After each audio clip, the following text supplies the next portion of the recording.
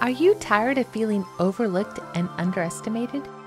Hi, I'm Tammy North, the Introverted Executives Coach. If you're an introverted executive or you're ready to rise to senior leadership, but you're struggling to be seen as a high potential, this podcast is for you. Anxiety is a normal part of your life, even if you don't readily recognize that it is present in your life. You probably have experienced it. And as discussions and awareness of mental health continue to grow, I believe that it's easier to recognize and also to admit when you're experiencing feelings of anxiety throughout your own day. As you grow in your career and you take on greater responsibility, it's very likely that even if anxiety has not been an issue for you in the past, or if you've never admitted it, not even to yourself, that you sometimes are anxious, it will likely start to make more appearances in your life as you become more senior. The first thing I want to tell you is it's okay. Nothing has gone wrong and you are 100% normal. You are just a beautiful human and you're one of the most remarkable things that you can be in the entire universe. In this episode today, I'm going to discuss how you can say yes to more challenging roles, more responsibility, more demands, and still manage the waves of anxiety that might come your way as you consistently step out of your comfort zone again and again. So what is anxiety? Anxiety, it's just a feeling. It's a feeling like sad, happy, stressed, angry, calm, jealous, motivated, depressed. It's just a feeling. And as with all feelings, it comes and goes. I don't know about you, but this gives me peace. Understanding that a feeling isn't here to stay and that if I just wait, that it will roll on through allows me to not put so much weight on each individual feeling.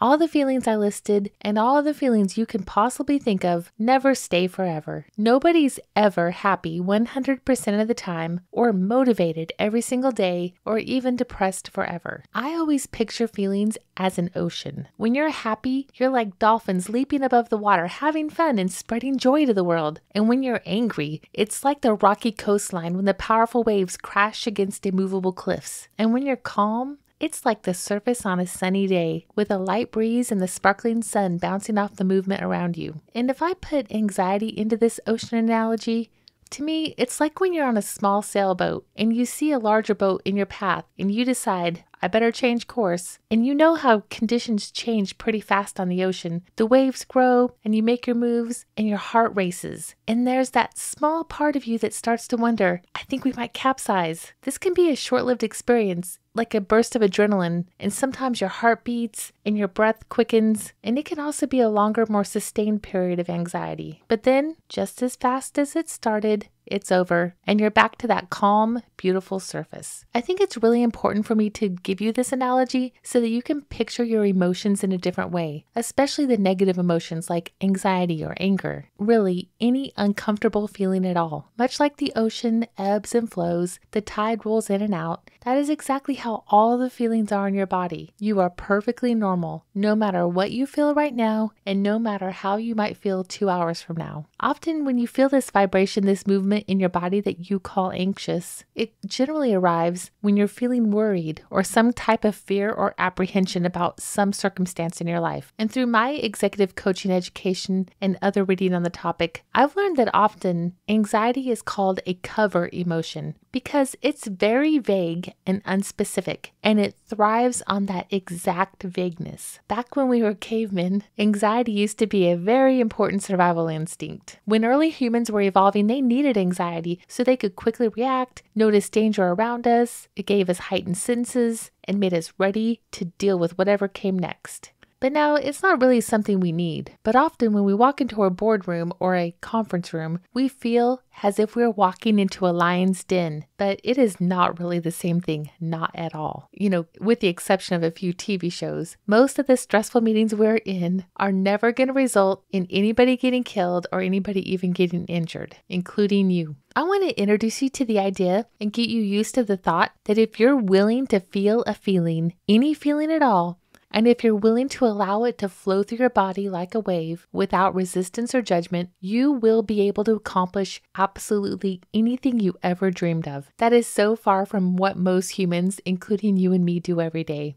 Most of us just want to feel better, but we haven't learned the tools. We aren't sure how to make the negative feelings like anxiety stop, so instead we try to suppress them, to cover them up, to distract ourselves from the feelings. And this is what's called resisting an emotion. Resisting your emotions do not make them go away. In fact, resisting emotions like anger, stress, sadness, and anxiety leads to all kinds of other challenges in your life. And often the way you react to these emotions causes many negative challenges that affect your overall health and your body. When you feel these negative emotions, often you'll want to repress them, resist them, or avoid them. And this is where stress eating, over drinking, over scrolling on social media, binging Netflix for days, and all of that come in. And yes, all of that's actually a normal human response too. You just want the feeling to stop. And when you do these things, it does stop for a while. And that's because your mind is distracted, so you think you feel better. Yet, as you know, whatever was causing the anxiety in the first place doesn't go away because you ate a whole box of Girl Scout cookies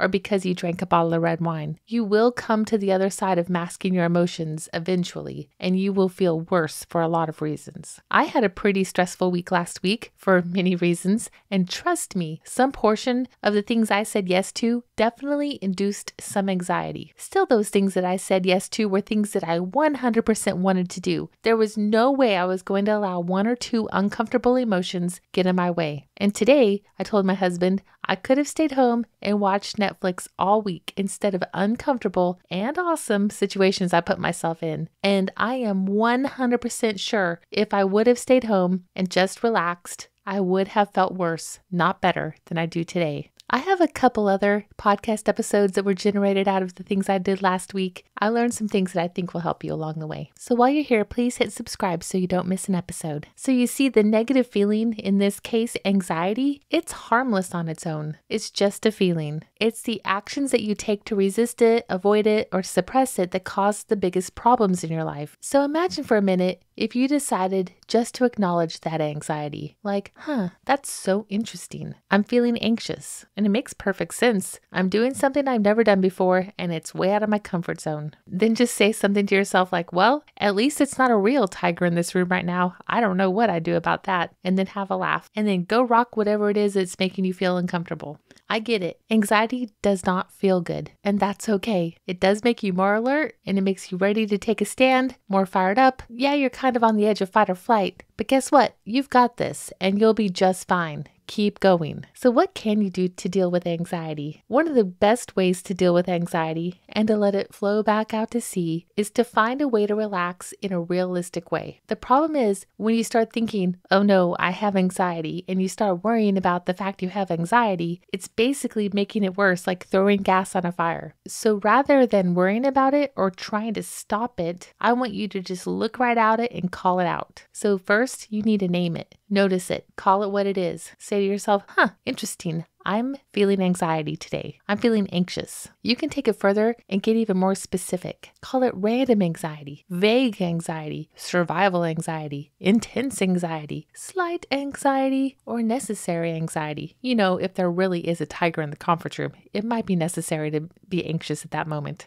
The reason this helps is that anxiety thrives on the vagueness, and thus it increases tension within your body. But if you call it out and name it when you notice it, just that process alone will allow you to separate yourself enough to label it and recognize it is the first step. And once you recognize that you're feeling anxious, you then have 4 options at that point. 1 is to resist it or fight it. And this is what I would say most of us do. We resist the feeling. We push it away. We fight against it. We get mad at ourselves for having it. We get really intense about it. And of course, all that does is increase it. Like, picture if you were about to fight somebody and somebody was coming toward you and you thought they were going to punch you. So you got yourself all ready, like you're going to punch them. It just keeps building and building. And next thing you know, somebody does throw a punch, and then there's more punches thrown. It just increases. But imagine if somebody was coming at you and they were super fired up, and then you were just sweet and friendly to them. It's very possible that it would take the wind out of their sails as well. Being anxious is like that. You can take the wind out of its sails simply by not giving it any more of your energy. Another thing you can do is react. If in the first place you were going to resist it or fight it, in this version, you react. This is what a lot of us do. We start to feel anxious, so we start rushing around. We get busy. We start doing a bunch of crazy things. We start yelling at people. We lose our temper. We start trying trying to get all kinds of things done. We got to get it in control. We stay up too late. We make to-do lists. We do things that aren't even important in the process of trying to get things in control. It's like we're trying to wear it out. You've seen people that are super anxious and they're acting out, and it's like that flight thing, like they just can't stop moving and trying to fix something. And in that very act, it's like they're increasing it and fueling it just by reacting to it.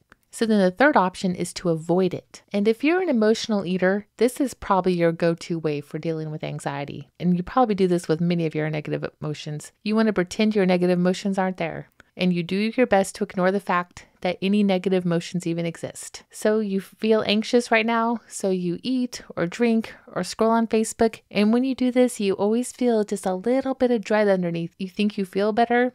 There's just that sense of dread, like there's like a tiger waiting in the shadows ready to pounce. But you think you feel bad because you gained weight. You actually start to tell yourself active stories that if you could only lose weight, you would feel less anxious. You would feel better. But unfortunately, you're never going to get to the root cause of why you're feeling so bad. It's a big loop. You think you feel anxious because of the weight, so you avoid the feeling by eating cake or candy. And it feels like eating all those jelly beans does stop the anxiety for that moment because it does distract you and it takes you to a new place for a little while. The problem is when you're done actively avoiding it, the anxiety comes back and you feel worse. And then the fourth thing you could do is accept it. And this is what I want you to teach yourself to do in the future from here forward. Consciously accept the anxiety.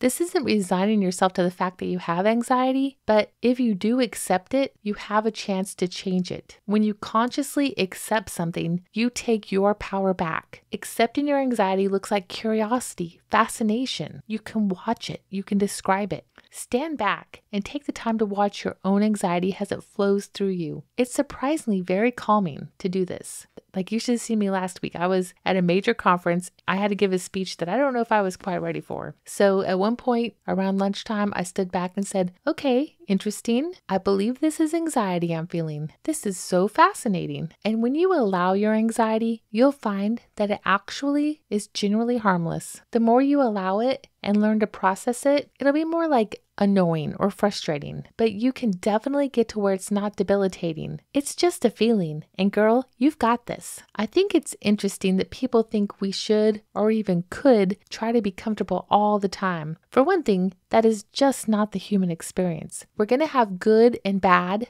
comfort and discomfort. For example, I always say the good thing about being sick is that when you recover, you fully appreciate how awesome feeling normal is. We need that contrast. The highs and the lows, that's all the full human experience. You don't want to feel happy when something bad happens. There's hundreds of possible emotions for a reason, and it's okay to feel them all. Embrace being the amazing human that you are. One thing I probably don't spend enough time talking about on this podcast is how no matter what external thing happens to us, it is our thoughts about that circumstance that drives the feelings we have, like anxiety. Okay, let me give you an example.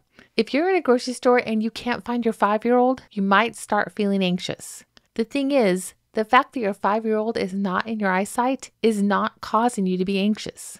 It's the thoughts you're having about all the possibilities about what could have happened to your child that is driving the feelings of anxious. If somebody told you your child is in the toy aisle playing with a dinosaur, your thoughts would immediately change to something else like, what? They know better. And then you might feel annoyed. Or you might think, thank goodness they're okay. And you would feel relief. So that's an example. But just because somebody external to you said words isn't the reason that you feel anything. It's the thoughts you're having about the words they said. What this means, this is great news, is that you 100% can choose what you're thinking when you actively decide to do so. This takes awareness and work, and trust me, no human alive is perfect at it, and at least nobody that I've met. Still, the more you practice noticing what you're thinking, the more often you can choose to adjust your thoughts and to focus on the thoughts that you also do believe. And when you know that you're feeling anxious and when you understand that it's because of what you're thinking, you can start to be curious about what you're thinking and why. And one of the best ways to get control of that is by sitting down with a piece of paper and writing down every single thought you have. Fill up a whole sheet of paper. Describe what you're thinking, what you're feeling, explain what you're feeling as if you've never even heard about anxiety. Just be completely fascinated about what you're experiencing in your body and in your mind. And you'll notice that most of what you write down is not a fact. You'll have all kinds of thoughts about other facts, but if they're not facts, it means you're choosing to think them consciously or unconsciously. And all that means is it is in your power to change. And it's one of the most amazing things that a coach can help you with. After you do your thought download and you describe your emotions as if somebody had no idea what it was on your paper, get super curious. Okay, so this is anxiety.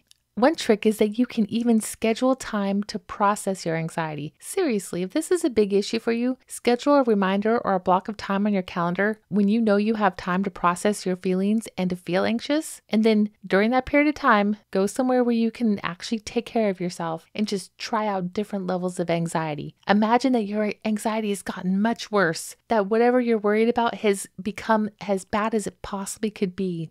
And then imagine that it's fading away and shrinking. And think of it going far out to sea, out to the horizon until you can't see it anymore. And then imagine it coming back in and it's getting worse and worse. And the more you experiment with these levels of anxiety, controlling the crescendo and the fade, you'll realize that you have power over it. And when you know that you have the time to process your anxiety on your calendar, in the moment when you don't really have time to deal with it, you can say, "Hey, anxiety, I see you there. We'll talk later. I got you. But right now, I'm going to rock this really amazing moment." Okay, let's talk about breathing as a way to deal with anxiety.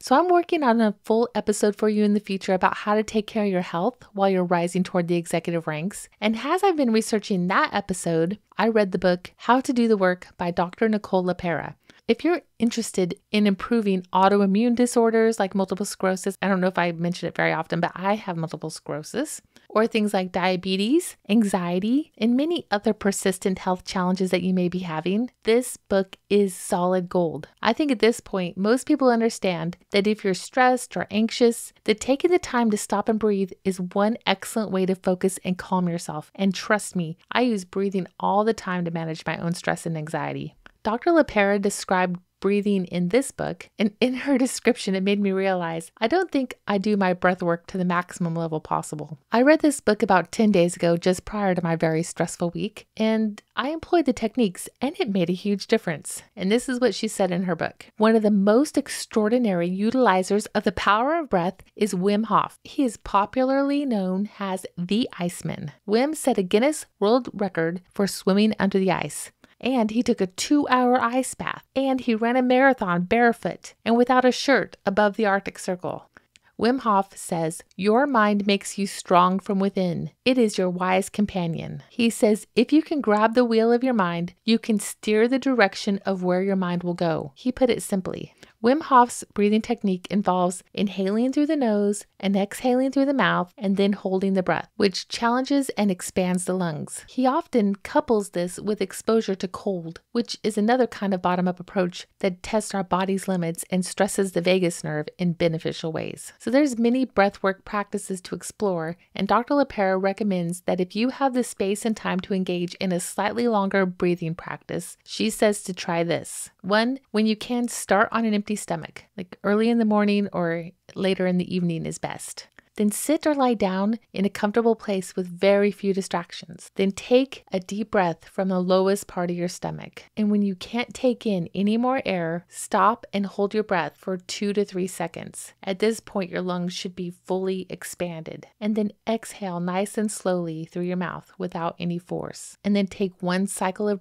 regular breathing in and out. And repeat that entire list 10 times. I'll tell you this, I've been doing this over the past week and it actually feels like exercise. It feels almost like you're doing push-ups. It's a lot of work, but you can tell that what you're doing is making your lungs stronger. And I won't go into every detail in this podcast, but Dr. LaPera said something about how one of the number one health conditions that contribute to a long life is people who have strong lungs and are able to breathe very well. So just remember that because you are the beautiful, complex human that you are, there are going to be times that you feel anxious. This is true, especially as you become more courageous and take active steps to push beyond your comfort zone, which will cause you to actively rise in your career. And rising in your career will probably bring more responsibility. And more responsibility might bring more anxiety. And I just want to tell you that you are okay and you are normal. Nothing has gone wrong. It only means that you've decided to lean in on your life and to embrace the full human experience and all that is possible for you while you're on this planet. And just like I told my husband this morning, there is zero part of me that wants to arrive at the end of my life and to say, well, I spent the last 60 years in my comfortable couch watching Netflix. That will not feel better at the end. Anxiety is not a problem until you make it a problem. When you decide to resist it, avoid it, or react to it, rather than just acknowledging it, saying hello, getting super curious about it, and then letting it flow in and out like a breath or like a wave on the ocean. You've got this. Now go do big things.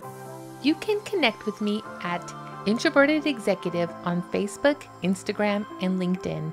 If you're ready for executive coaching to help you achieve your biggest career goals, subscribe to my weekly Rise and Shine newsletter. There, you'll find out when my program opens for new clients, and you'll also receive weekly tips and activities to continue to make a bigger impact in your own powerful way. You'll find all the information and links down in the show notes. See you next week.